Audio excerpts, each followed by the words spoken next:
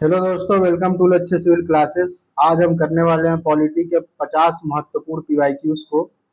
तो देखिए, पहला क्वेश्चन है आपका, संसद के सत्रावसान के समय अध्यादेश जारी करने की शक्ति किसमें निहित है? तो इसका उत्तर हो जाएगा ऑप्शन सी, राष्ट्रपति में। देखिए, अनुच्छेद 123 के तहत सत्रावसान की अवधि में अध्यादेश जारी करने की जो शक्ति होती है वो राष्ट्रपति में निहित होती है। अगला क्वेश्चन हम लोग देखते हैं। अगला क्वेश्चन देखिए, ये 71वीं बीपीएससी लेटेस्ट प्रश्न है 2025 का।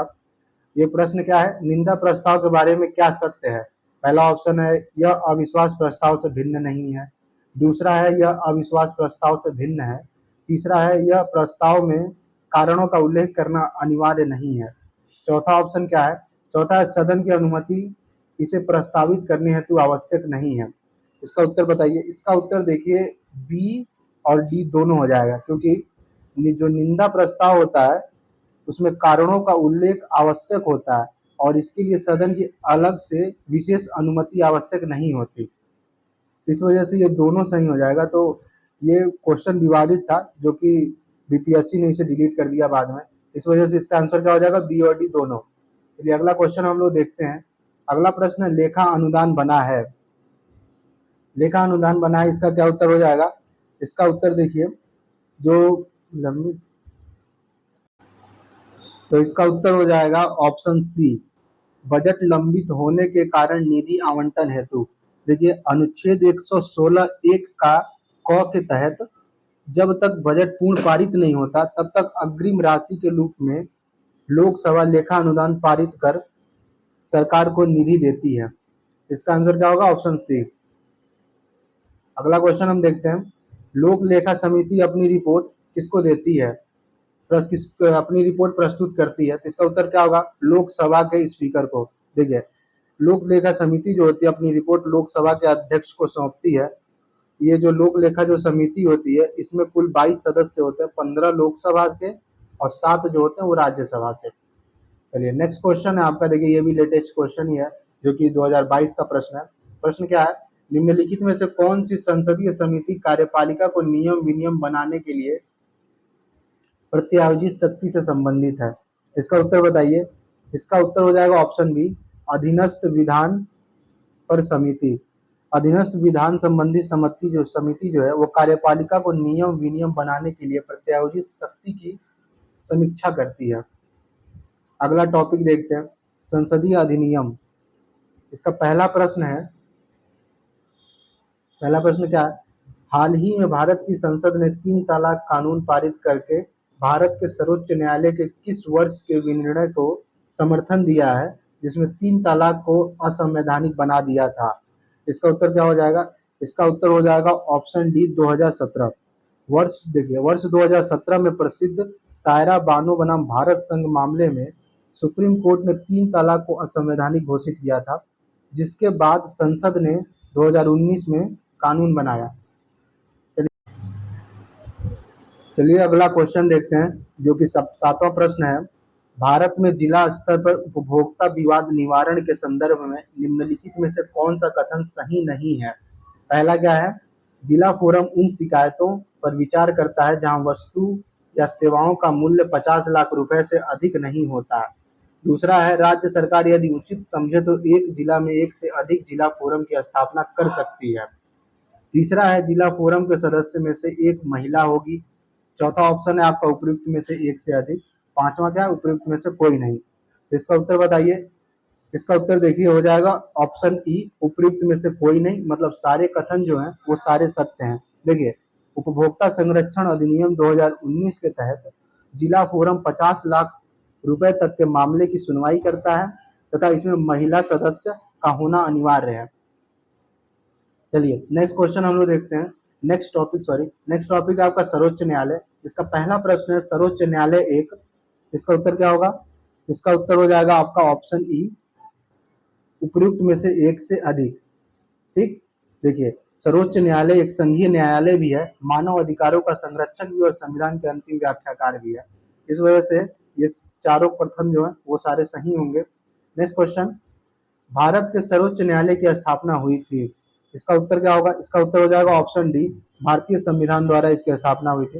देखिए, भारतीय संविधान का अनुच्छेद जो 124 है उसके तहत सर्वोच्च न्यायालय की स्थापना की गई है और सर्वोच्च न्यायालय का जो उद्घाटन हुआ था वो 28 जनवरी 1950 को हुआ था। चलिए अगला प्रश्न हम देखते हैं, निम्नलिखित कथनों में से कौन सा एक सही नहीं है। पहला क्या है, सर्वोच्च न्यायालय का गठन 1950 में हुआ था। सर्वोच्च न्यायालय देश की उच्चतम अदालत है जिसमें अपील की जा सकती है, दूसरा ऑप्शन है। तीसरा है, सर्वोच्च न्यायालय कोर्ट मार्शल को छोड़कर अन्य किसी भी उच्च न्यायालय अदालत में सुनवाई कर सकता है, ये चौथा है आपका। पांचवा ऑप्शन है, सर्वोच्च न्यायालय कोर्ट मार्शल के साथ अन्य किसी भी न्यायालय अदालत में सुनवाई कर सकता है। इसमें पूछा कौन सा कथन सही नहीं है, तो इसका उत्तर हो जाएगा ऑप्शन सी। सी क्या आपका, सर्वोच्च न्यायालय कोर्ट मार्शल को छोड़कर अन्य सभी उच्च न्याय अदालत में सुनवाई कर सकता है, ये ऑप्शन जो है सही नहीं है। देखिए, सशस्त्र सेना न्यायाधिकरण अधिनियम 2007 के बाद कोर्ट मार्शल के फैसले के खिलाफ भी अंततः सर्वोच्च न्यायालय में अपील की जा सकती है। चलिए अगला क्वेश्चन हम लोग देखते हैं। अगला प्रश्न है, भारत के सर्वोच्च न्यायालय में न्यायाधीशों की स्वीकृत क्षमता वर्तमान में क्या है। इसका उत्तर क्या होगा, इसका उत्तर हो जाएगा ऑप्शन सी, 34 मुख्य न्यायाधीश सहित। देखिए, वर्ष 2019 में संशोधन के बाद वर्तमान में सुप्रीम कोर्ट के मुख्य न्यायाधीश सहित कुल स्वीकृत न्यायाधीशों की जो संख्या है वो 34 है, जिसमें एक मुख्य न्यायाधीश तथा 33 अन्य न्यायाधीश होंगे। चलिए नेक्स्ट क्वेश्चन हम लोग देखते हैं। देखिए, ये भी 12वां जो प्रश्न है वो आपका बीपीएससी एग्जाम, ये भी लेटेस्ट प्रश्न है, 2020 का ही प्रश्न है। प्रश्न क्या है, वर्तमान में सर्वोच्च न्यायालय में न्यायाधीशों की कुल संख्या, अभी हमने देखा कि 34 है, तो इस वजह से इसमें 34 है नहीं, तो इसका उत्तर क्या होगा, उपयुक्त में से कोई नहीं। चलिए नेक्स्ट क्वेश्चन हम देखते हैं। 13वां क्वेश्चन है आपका, भारतीय सर्वोच्च न्यायालय में न्यायाधीशों की नियुक्ति कौन करता है। इसका उत्तर क्या हो जाएगा, राष्ट्रपति। ऑप्शन बी इसका सही उत्तर होगा। देखिए, अनुच्छेद 124(2) के अनुसार सुप्रीम कोर्ट के सभी न्यायाधीशों की नियुक्ति कोलिजियम की सिफारिश पर राष्ट्रपति द्वारा की जाती है, और इनके नियुक्ति की जो प्रणाली होती है, किस किस तरीके से नियुक्त किए जाते हैं, वो कोलिजियम प्रणाली होती है। उसकी सिफारिश पर न्यायाधीशों की जो नियुक्ति करता है वो राष्ट्रपति करता है। चलिए अगला प्रश्न है आपका, सर्वोच्च न्यायालय का न्यायाधीश अपने पद से त्यागपत्र किसको लिखकर दे सकता है। इसका उत्तर क्या होगा, इसका उत्तर हो जाएगा ऑप्शन ए, राष्ट्रपति को। सर्वोच्च न्यायालय का कोई भी न्यायाधीश राष्ट्रपति को संबोधित कर अपने हस्ताक्षर सहित जो पत्र हैं, त्याग पत्र, वो राष्ट्रपति को दे सकता है। अगला प्रश्न है आपका, सर्वोच्च न्यायालय के न्यायाधीशों की सेवानिवृत्ति की उम्र क्या होती है। तो इसका उत्तर क्या होगा, इसका उत्तर हो जाएगा ऑप्शन सी, 65 वर्ष। देखिए, सुप्रीम कोर्ट के न्यायाधीशों की सेवानिवृत्ति की आयु जो होती है वो 65 वर्ष होती है, जबकि जो हाई कोर्ट के न्यायाधीशों की सेवानिवृत्ति की आयु जो होती है वो 62 वर्ष होती है। चलिए अगला प्रश्न हम देखते हैं, उच्चतम न्यायालय के न्यायाधीशों की संख्या की वृद्धि करने की शक्ति किसके पास है। तो इसका उत्तर क्या हो जाएगा, तो इसका उत्तर क्या होगा, इसका उत्तर हो जाएगा ऑप्शन सी, संसद के पास है। देखिए, अनुच्छेद 124 के तहत उच्चतम न्यायालय के न्यायाधीशों की संख्या में वृद्धि करने का अनन्य अधिकार जो है वो केवल संसद को ही प्राप्त है।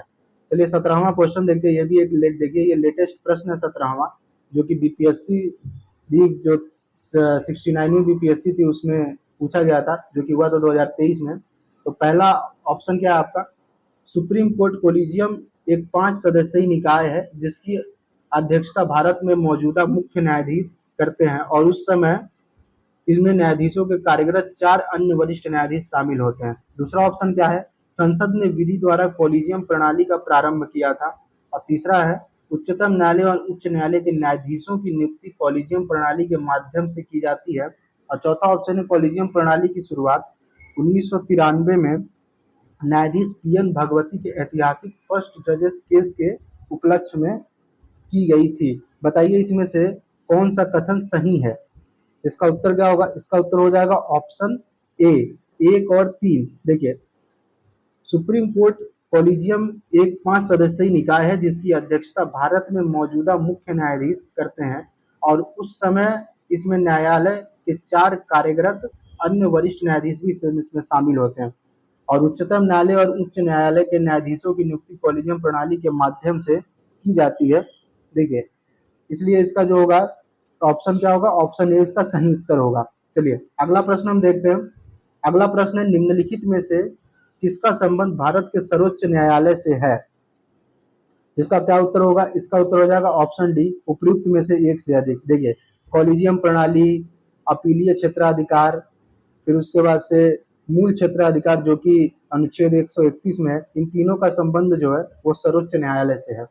नेक्स्ट प्रश्न है आपका, न्यायिक पुनर्अवलोकन का अर्थ है कि सर्वोच्च न्यायालय, देखिए इसका उत्तर क्या हो जाएगा, इसका उत्तर ऑप्शन डी हो जाएगा, किसी भी राज्य के कानून को अवैध घोषित कर सकता है। न्यायिक पुनर्विलोकन के तहत यदि संसद या राज्य विधानमंडल द्वारा बनाए गए कोई भी कानून जो है वो संविधान के प्रावधानों का उल्लंघन करता है तो जो सर्वोच्च न्यायालय है उसे शून्य अवैध घोषित कर सकता है। चलिए 20वां क्वेश्चन है आपका, भारत में न्यायिक प्रणाली किस पर आधारित है? इसका उत्तर हो जाएगा ऑप्शन ई, उपयुक्त में से एक से अधिक। देखिए भारतीय न्यायिक प्रणाली संविधान तथा कानून द्वारा स्थापित प्रक्रिया जो कि अनुच्छेद 21 में दिया गया है, इन दोनों पर आधारित है। अगला प्रश्न है आपका, एस आनंद 1990 के दशक के अंत में किस पद पर कार्यरत थे? इसका उत्तर बताइए। इसका उत्तर हो जाएगा ऑप्शन बी, भारत के मुख्य न्यायाधीश न्यायमूर्ति जो आदर्श सेन आनंद, इन शॉर्ट फॉर्म यही एस आनंद, आदर्श सेन आनंद वर्ष 1998 से 2001 तक भारत के 29वें मुख्य न्यायाधीश के रूप में कार्यरत थे। अगला प्रश्न हम देखते हैं। अगला प्रश्न है, भारतीय संविधान का कौन सा अनुच्छेद सर्वोच्च न्यायालय के मूल अधिकार क्षेत्र को परिभाषित करता है? इसका उत्तर हो जाएगा ऑप्शन सी, अनुच्छेद 131। देखिए अभी हमने ऊपर देखा था, अनुच्छेद 131 जो है सर्वोच्च न्यायालय के मूल या प्रारंभिक क्षेत्राधिकार को परिभाषित करता है, जिसके तहत केंद्र और राज्यों के बीच के विवाद आते हैं। चलिए नेक्स्ट प्रश्न है आपका, केंद्र और राज्यों के मध्यवर्ती विवादों का समाधान भारत के सर्वोच्च न्यायालय के किस क्षेत्राधिकार के अंतर्गत आता है? इसका अभी हमने ऊपर देखा है, अभी नेक्स्ट क्वेश्चन ही था, इसका हो जाएगा इसका प्रारंभिक क्षेत्राधिकार 131 के तहत। अगला प्रश्न है आपका, भारत के न्यायिक पुनर्विलोकन का आधार है? इसका उत्तर क्या होगा? इसका उत्तर होगा ऑप्शन बी, कानून द्वारा स्थापित प्रक्रिया। भारतीय संविधान में न्यायिक पुनर्विलोकन का मुख्य स्तंभ कानून द्वारा स्थापित प्रक्रिया है, जो कि जापान के संविधान से लिया गया है। ये कहाँ से लिया गया है कानून द्वारा स्थापित प्रक्रिया? जापान के संविधान से। सॉरी, थोड़ा सा इस पे राइटिंग बन नहीं पा रही है मेरी। चलिए नेक्स्ट टॉपिक देखते हैं हम लोग। अगला टॉपिक है आपका राज्यपाल, जिसका पहला प्रश्न है, भारत सरकार का कार्यकारी अध्यक्ष या संवैधानिक प्रमुख कौन है? इसका उत्तर क्या होगा? इसका उत्तर होगा ऑप्शन बी, राज्यपाल। देखिए संविधान का अनुच्छेद 154(1) के अनुसार राज्य की कार्यपालिका शक्ति राज्यपाल में निहित होती है। वह राज्य का संवैधानिक प्रमुख होता है, जबकि मुख्यमंत्री वास्तविक प्रमुख होता है। चलिए प्रश्न अगला देखते हैं हम लोग, जो कि है आपका 26वां, किसी राज्य का राज्यपाल नियुक्त किया जाता है? इसका उत्तर क्या होगा? ऑप्शन सी, राष्ट्रपति द्वारा। संविधान के अनुच्छेद 155 के तहत किसी भी राज्य का राज्यपाल की नियुक्ति जो होती है वो राष्ट्रपति द्वारा की जाती है। इसका उत्तर क्या हो जाएगा? ऑप्शन सी, राष्ट्रपति द्वारा। चलिए 27वां क्वेश्चन है आपका, जम्मू और कश्मीर के राज्यपाल की नियुक्ति कौन करता है? तो 27वां का उत्तर हो जाएगा ऑप्शन डी, भारत का राष्ट्रपति। तत्कालीन जो जम्मू कश्मीर राज्य के राज्यपाल की जो नियुक्ति है वो राष्ट्रपति द्वारा की जाती है। वर्तमान में केंद्र शासित प्रदेश है ये, जहां पर उपराज्यपाल की नियुक्ति राष्ट्रपति करते हैं। चलिए अगला प्रश्न है जो कि आपका, देखिए 2022 का प्रश्न है, 28वां प्रश्न, भारतीय राज्यों के राज्यपालों में निम्नलिखित जोड़े पर विचार कीजिए। और ये जो है आपके 2022 के अनुसार बोल रहा है। देखिए 2022 की स्थिति के अनुसार क्या हो जाएगा, इसका उत्तर बताइए। तो इसका उत्तर हो जाएगा केवल 1, 2, 3, 4। देखिए कैसे, पहले राजस्थान का कलराज मिश्र थे, ये सही है आपका। उत्तर प्रदेश का आनंदीबेन पटेल, ये भी सही है। और तीसरा क्या, पश्चिम बंगाल का जगदीप धनखड़, ये चारों सही है। ठीक है, गुजरात के आचार्य देवव्रत। इन प्रश्नों को देख के क्या समझ में आता है कि राज्यपाल, इस हर राज्य के राज्यपालों को भी हमें याद करना पड़ेगा, क्योंकि इनसे भी प्रश्न आया है। देखिए लेटेस्ट प्रश्न है, 2022 का ही ये प्रश्न है। तो पीवाईक्यू करने से हमें ये समझ में आता है कि हमें क्या क्या क्वेश्चन एग्जाम में पूछ रहा है, उसी हिसाब से अपनी तैयारी की जाती है। चलिए नेक्स्ट क्वेश्चन है आपका, कितने समय में राज्यपाल किसी साधारण बिल को संबंधित राज्य विधानमंडल को पुनर्विचार हेतु लौटा सकता है? इसका उत्तर क्या हो जाएगा? ऑप्शन सी, कोई समय सीमा नहीं। देखिए संविधान का अनुच्छेद 200 में राज्यपाल जो है द्वारा विधेयक को पुनर्विचार हेतु लौटाने के लिए यथाशीघ्र शब्द का उपयोग किया गया है, जो किसी निश्चित समय सीमा का उल्लेख नहीं करता। अगला टॉपिक है आपका, राज्य विधानमंडल एवं मंत्री परिषद। तो देखिए पहला प्रश्न है आपका, भारतीय संविधान के अनुसार राज्यों की विधायिका में सम्मिलित है? क्या क्या सम्मिलित है? इसका उत्तर हो जाएगा ऑप्शन, देखिए इसका उत्तर क्या हो जाएगा, ऑप्शन डी, केवल 4। ठीक है, राज्यपाल, विधानसभा एवं विधान परिषद जहां इसका अस्तित्व हो। देखिए अनुच्छेद 168 के अनुसार राज्य विधानमंडल में राज्यपाल, विधानसभा और जिन राज्यों में विधान परिषद अस्तित्व में है वो इसमें शामिल होते हैं। किसमें शामिल होते हैं? विधायिका में। ठीक है, चलिए नेक्स्ट प्रश्न है आपका, भारत में राज्यपाल विधान पालिकाओं का उच्च सदन कौन सा है? मतलब सॉरी, ये प्रश्न क्या है, भारत में राज्य विधान पालिकाओं का उच्च सदन कौन सा है? तो इसका उत्तर क्या हो जाएगा? इसका उत्तर हो जाएगा ऑप्शन ए, विधान परिषद। केंद्र और राज्य सभा के तहत ही राज्यों की विधान परिषद को उच्च सदन तथा विधानसभा को निम्न सदन कहा जाता है। ठीक है, तो विधानसभा को निम्न सदन हम लोग कहते हैं और विधान परिषद को क्या बोलते हैं? उच्च सदन बोलते हैं राज्यों में। चलिए अगला प्रश्न है आपका कि 32वां प्रश्न है, देखिए ये भी लेटेस्ट ही है, 2019 का ही प्रश्न है। निम्नलिखित भारतीय राज्यों में से किस राज्य विधानसभा में सदस्यों की संख्या अधिक है? बताइए। इसका उत्तर क्या हो जाएगा 32वें का? 32वें का हो जाएगा ऑप्शन बी। दिए गए जो विकल्प है उनमें हिमाचल प्रदेश जिसमें 68 विधानसभा सीटें हैं, जबकि जो आपके अरुणाचल प्रदेश, मणिपुर और मेघालय इसमें 60-60 विधानसभा की, राज्य विधानसभा की सीटें हैं। इसका उत्तर हो जाएगा आपका ऑप्शन बी। चलिए नेक्स्ट प्रश्न हम लोग देखते हैं, ये भी लेटेस्ट ही है, देखिए 2022 का प्रश्न है। राज्य विधान परिषद के सदस्य निम्नलिखित में से किस श्रेणी से नहीं चुने जाते? इसका उत्तर क्या हो जाएगा 33वें का? उद्योगपति। देखिए अनुच्छेद 171(3) के तहत विधान परिषद के सदस्य स्थानीय निकायों, स्नातकों, शिक्षकों के निर्वाचन मंडल द्वारा चुने जाते हैं तथा कुछ सदस्य राज्यपाल द्वारा मनोनीत होते हैं, लेकिन इनमें उद्योगपतियों का कोई अलग कोटा नहीं होता। चलिए अगला प्रश्न है आपका, भारत के किस राज्य की विधानसभा में अधिकतम कितने सदस्य हो सकते हैं? किसी राज्य की विधानसभा में अधिकतम सदस्य कितने हो सकते हैं, ये आपका प्रश्न है। तो इसका उत्तर क्या हो जाएगा? इसका उत्तर हो जाएगा ऑप्शन सी, 500। देखिए संविधान का जो अनुच्छेद 170 है इसके अनुसार किसी भी राज्य की विधानसभा में जो अधिकतम सदस्यों की संख्या होगी 500 होगी और न्यूनतम 60 निर्धारित की गई है। कुछ राज्य हैं उनको छोड़ करके, मतलब अधिकतम आपके 500 और न्यूनतम 60।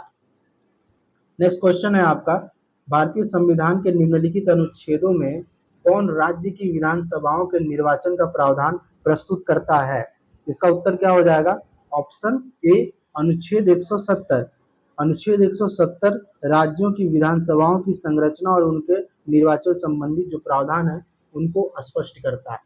चलिए नेक्स्ट क्वेश्चन है आपका जो कि 36वां, किसी राज्य के विधान परिषद की संरचना अथवा विघटन किया जा सकता है? किसके द्वारा इसका निर्माण और विघटन किया जा सकता है? इसका उत्तर क्या हो जाएगा? ऑप्शन बी, केंद्रीय संसद द्वारा। देखिए अनुच्छेद 169(1) के तहत संसद किसी राज्य की विधान परिषद का गठन या उसे समाप्त कर सकता है और बशर्ते संबंधित जो राज्य की विधानसभा ने ऐसे प्रस्ताव विशेष बहुमत से पारित किया हो। मतलब देखिए केंद्रीय संसद जो है राज्य की विधान परिषदों की संरचना या विघटन करने का अधिकार केंद्रीय संसद को है, लेकिन इसके लिए उस राज्य की विधानसभा द्वारा विशेष बहुमत से ऐसा प्रस्ताव पारित किया जाना चाहिए। अगला प्रश्न है, निम्नलिखित राज्यों में कहाँ विधान परिषद है?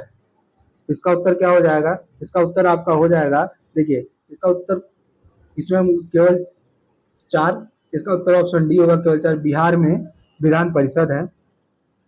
देखिए वर्तमान में केवल जो 6 राज्य हैं आपके, उन्हीं राज्यों में विधान परिषदें हैं। पहला है बिहार, उत्तर प्रदेश, महाराष्ट्र, कर्नाटक, आंध्र प्रदेश और तेलंगाना।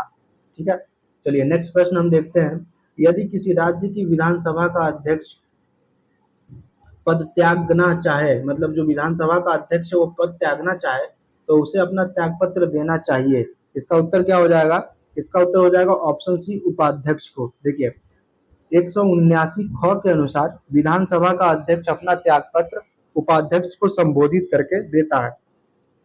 देखिए अब अगला प्रश्न जो आपका 39वां प्रश्न है वो आपका लेटेस्ट प्रश्न है जो कि 2023 का में पूछा गया था। प्रश्न क्या है, राज्य की मंत्री परिषद सामूहिक तौर पर किसके प्रति उत्तरदायी होती है? इसका उत्तर क्या हो जाएगा? ऑप्शन ए, विधानसभा। अनुच्छेद 164(2) के अनुसार राज्य की मंत्री परिषद सामूहिक रूप से राज्य की विधानसभा के प्रति जवाबदेह या उत्तरदायी होती है। अगला प्रश्न है आपका 40वां। केंद्र शासित प्रदेश के मुख्यमंत्री जहां पर इस तरह का प्रावधान है किसके द्वारा नियुक्त किए जाते हैं? इसका उत्तर क्या होगा? इसका उत्तर होगा ऑप्शन है राष्ट्रपति के द्वारा। देखिए, अनुच्छेद 239 क के तहत दिल्ली या अन्य विधानसभा वाले केंद्र शासित प्रदेशों के मुख्यमंत्री की जो नियुक्ति है वो राष्ट्रपति द्वारा की जाती है। अगला प्रश्न भी देखिए आपका लेटेस्ट ही है, जो कि 2025 का प्रश्न है। प्रश्न है, राज्य विधायिका की कार्यवाही के बारे में क्या सत्य है? पहला ऑप्शन है विधायिका के कार्य केवल राज्य की सरकारी भाषा में अथवा हिंदी अथवा अंग्रेजी में निष्पादित किए जाएंगे। दूसरा है महाधिवक्ता को मत देने का अधिकार है। तीसरा ऑप्शन है यह किसी उच्च न्यायालय के न्यायाधीश के आचरण पर चर्चा कर सकती है। चौथा कथन है आपका किसी कथित अनियमितता के आधार पर कार्यवाही की वैधता पर प्रश्न किए जा सकते हैं। ये पूछा इनमें से कौन सा सत्य है? इसका उत्तर क्या हो जाएगा? इसका उत्तर आप लोग का होगा ऑप्शन ए, विधायिका में कार्य केवल राज्य की सरकारी भाषा में अथवा हिंदी अथवा अंग्रेजी में निष्पादित किए जाएंगे। देखिए, संविधान का जो अनुच्छेद 210 है उसके अनुसार राज्य विधानमंडल की भाषा आधिकारिक राजभाषा, मतलब विधानमंडल की जो आधिकारिक राजभाषा होगी वो हिंदी या अंग्रेजी होगी। महाधिवक्ता को मत देने का अधिकार नहीं होता। इसमें क्या लिखा है? महाधिवक्ता को मत देने का अधिकार है, महाधिवक्ता को मत देने का अधिकार नहीं होता। अगला टॉपिक है आप लोग का उच्च न्यायालय और अधीनस्थ न्यायालय। इसका पहला प्रश्न है, उच्च न्यायालय में न्यायाधीशों की संख्या निर्धारित करने का अधिकार निम्नलिखित में से किसके पास है? तो इसका उत्तर हो जाएगा ऑप्शन बी, राष्ट्रपति को। देखिए, इसका उत्तर क्या होगा? उसका उत्तर होगा राष्ट्रपति। अनुच्छेद 216 के अनुसार प्रत्येक उच्च न्यायालय में न्यायाधीशों की संख्या समय समय पर आवश्यकता अनुसार राष्ट्रपति द्वारा निर्धारित की जाती है। नेक्स्ट प्रश्न है आप लोग का, एक उच्च न्यायालय का न्यायाधीश अपना त्यागपत्र संबोधित करता है, मतलब त्यागपत्र किसको देता है? इसका उत्तर क्या हो जाएगा? 43वें का हो जाएगा ऑप्शन है राष्ट्रपति को। अनुच्छेद 217 क के अनुसार उच्च न्यायालय का न्यायाधीश राष्ट्रपति को संबोधित कर अपना त्यागपत्र देता है। नेक्स्ट प्रश्न हम लोग देखते हैं। नेक्स्ट प्रश्न आपका क्या है? नेक्स्ट प्रश्न है, किसी उच्च न्यायालय ने यह फैसला दिया है, किस उच्च न्यायालय ने यह फैसला दिया है कि एक ही बार में 3 तलाक कहने पर तलाक होना गैर कानूनी है? इसका उत्तर क्या हो जाएगा? ऑप्शन बी, इलाहाबाद उच्च न्यायालय ने। देखिए, इलाहाबाद उच्च न्यायालय ने वर्ष 1994 में जो केस था रहमतुल्लाह बनाम उत्तर प्रदेश राज्य मामले में एक साथ 3 बार तलाक कहने की प्रथा को गैर कानूनी ठहराया था। चलिए अगला प्रश्न हम देखते हैं, निम्नलिखित उच्च न्यायालयों में से कौन एक से अधिक राज्य या केंद्र शासित प्रदेशों के लिए है? इसका उत्तर क्या हो जाएगा? इसका उत्तर देखिए आपका ऑप्शन सी भी होगा और डी, ये दोनों इसका उत्तर होगा। क्योंकि देखिए, गुवाहाटी उच्च न्यायालय असम, नागालैंड, मिजोरम और अरुणाचल प्रदेश के लिए है, और तथा मुंबई उच्च न्यायालय जो है आपका गोवा और महाराष्ट्र दोनों राज्यों के लिए है। इस वजह से इसका उत्तर क्या होगा? सी और डी दोनों होगा। चलिए नेक्स्ट टॉपिक है आपका केंद्र राज्य संबंध एवं आपात उपबंध। इसका पहला प्रश्न है, निम्नलिखित में से किस वर्ष सरकारिया आयोग जिसे केंद्र राज्य संबंध में परिवर्तन की संतुष्टि का अधिकार दिया गया था ने अपना प्रतिवेदन सौंपा? इसका उत्तर क्या हो जाएगा? इसका उत्तर हो जाएगा ऑप्शन डी, 1987। देखिए, केंद्र राज्य संबंधों की समीक्षा के लिए जो 1983 में सरकारी आयोग का गठन किया गया था, इसने अपनी जो रिपोर्ट है वो अक्टूबर 1987 में सौंपी थी। और गठन इसका कब हुआ था? ये दो चीज याद रखिएगा, गठन हुआ था इसका 1983 में और इसने रिपोर्ट कब सौंपी थी? 1987 में। ठीक है, नेक्स्ट प्रश्न है आपका 47वां प्रश्न, अंतर्राष्ट्रीय संधियों को लागू करने हेतु संसद द्वारा भारत के किसी एक हिस्से या संपूर्ण भारत के लिए कानून का निर्माण किया जा सकता है? इसका उत्तर बताइए आप लोग। इसका उत्तर हो जाएगा ऑप्शन डी, किसी भी राज्य की सहमति के बिना। देखिए, संविधान का जो अनुच्छेद 253 है उसके अनुसार अंतर्राष्ट्रीय समझौते या संधियों को प्रभावी बनाने के लिए संसद बिना किसी राज्य की सहमति के पूर्ण भारत या उसके किसी भाग के लिए कानून बना सकता है। नेक्स्ट क्वेश्चन आपका है, किस अनुच्छेद के अनुसार भारत के राष्ट्रपति द्वारा राष्ट्रीय आपात की घोषणा की जा सकती है? तो इसका उत्तर हो जाएगा आपका ऑप्शन ए, देखिए अनुच्छेद 352 के तहत युद्ध, बाह्य आक्रमण या सशस्त्र विद्रोह के आधार पर राष्ट्रपति द्वारा राष्ट्रीय आपात की उद्घोषणा की जा सकती है। 49वां प्रश्न है आपका, राष्ट्रपति राष्ट्रीय आपात की उद्घोषणा कर सकता है। इसका उत्तर क्या होगा? इसका उत्तर हो जाएगा ऑप्शन डी, ऊपर वर्णित सभी कारणों के आधार पर। देखिए 352 के अनुसार राष्ट्रपति युद्ध, बाह्य आक्रमण को ही हम लोग हथियार बंद सशस्त्र विद्रोह भी कहते हैं। इस वजह से युद्ध के आधार पर, बाह्य आक्रमण या हथियार बंद विद्रोह के आधार पर 352 के तहत राष्ट्रीय आपात की उद्घोषणा की जा सकती है। आज का आपका लास्ट प्रश्न है, प्राय किसकी सलाह पर राज्य में राष्ट्रपति शासन लागू किया जाता है? इसका उत्तर क्या हो जाएगा? किसकी सलाह पर राष्ट्रपति शासन लागू होता है? तो ये राज्यपाल की सलाह पे। देखिए 356 के अनुसार किसी राज्य में संवैधानिक तंत्र विफल होने पर प्राय राज्यपाल की रिपोर्ट के सलाह पर राष्ट्रपति शासन लगाया जाता है। चलिए दोस्तों, आज के लिए इतना ही। कल फिर मिलते हैं एक नई क्लास में। कल हिस्ट्री का पीवाईक्यू होगा, वो भी 50 इंपॉर्टेंट प्रश्न होंगे जो कि बीपीएससी पॉलिटी प्रीवियस ईयर के होंगे। तो कल देखना ना भूलिएगा।